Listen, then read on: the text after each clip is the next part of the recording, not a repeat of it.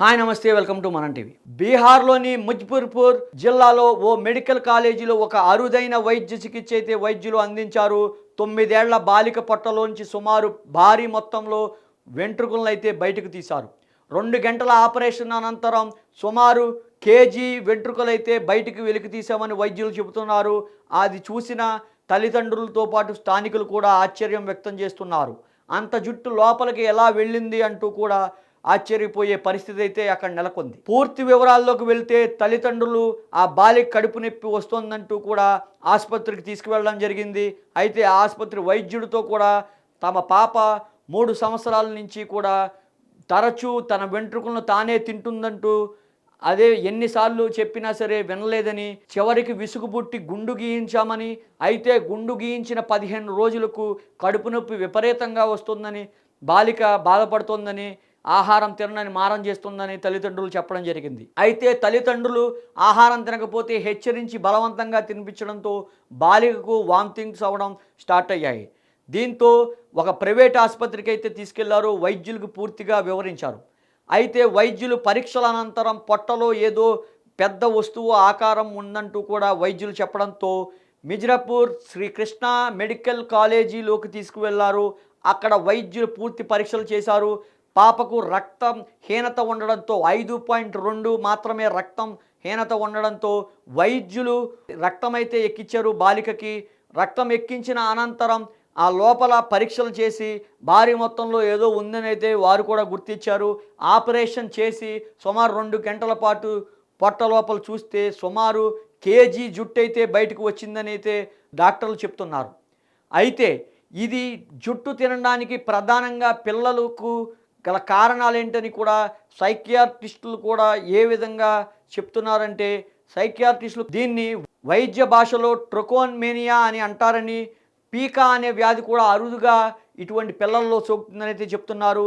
ఈ అరుదైన వ్యాధి రావడానికి ప్రధాన కారణం విటమిన్ లోపం అని, విటమిన్లో ఐరన్ లోపం వల్లే పిల్లలకు ఇలాంటి వ్యాధులు అయితే సంక్రమిస్తాయని, ఈ ట్రకోమేనియా అయితే కనుక పిల్లలకు ఈ వ్యాధి సోకినప్పుడు వారి జుట్టుని సైతం బయటకు కనుబొమ్మలు పీకి బయటకు విసిరేస్తూ ఉంటారని, అయితే ఈ టెకోమేనియాతో పాటు పీకా కనుక వస్తే ఖచ్చితంగా పిల్లలు వారి జుట్టును వారే తింటారని అయితే కూడా చెప్తున్నారు.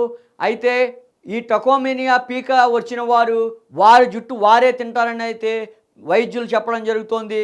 అయితే ఈ పీకా వ్యాధి లక్షణాలు కేవలం విటమిన్ డెఫిషియన్సీ వల్ల ప్రధానంగా వస్తుందని, అదేవిధంగా పీకాలో రెండో ఏంటంటే వారి జుట్టు వారే తినడానికి అలవాటు పడిన వారు ఈ వ్యాధిలో రెండో స్టేజ్ అని అయితే చెప్తున్నారు.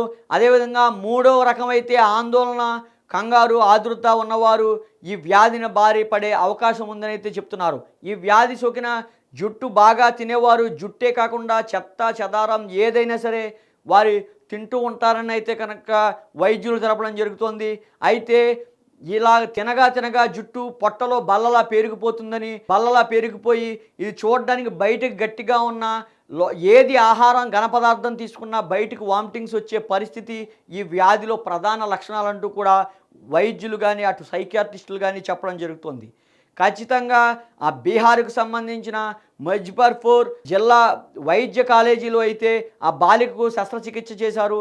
శస్త్రచికిత్స అనంతరం బాలిక ఆరోగ్యంగా నిలకడగా ఉంది. అయితే ప్రధానంగా ఇది విటమిన్ లోపాల వల్లే అరుదైన వ్యాధి సంక్రమిస్తుందని, అయితే ఇది ఎక్కువగా అభివృద్ధి చెందిన దేశాల్లో ట్రికోమింజా అయితే వస్తుందని, ఇది వచ్చిన వారు కేవలం వారి జుట్టును వారు తీసి బయటకు విసిరివేస్తూ ఎక్కువగా వస్తుందని, ఈ పీకాతో కలిపి వస్తే కనుక తిప్పలు తప్పవు, ఆ జుట్టు వారే తింటూ ఉంటారని కూడా వైద్యులు తెలపడం జరుగుతోంది. అయితే ప్రతి ఒక్కరూ వైద్యులు ప్రధానంగా సూచించేది తల్లిదండ్రులకు పిల్లలకు ఖచ్చితంగా పోషకాహార విలువలు కలిగిన పదార్థాలే ఇస్తూ ఉండాలని అయితే వైద్యులు సూచిస్తున్నారు. ఏదైతే ఆకుకూరలు, కూరగాయలు, అదేవిధంగా చేపలు, గుడ్లు వంటి ఆహారం ఇవ్వడం వల్ల పిల్లల్లో పోషక విలువలు పెరిగి అనారోగ్యం రాకుండా ఉంటుందని కూడా వైద్యులు సూచిస్తున్నారు.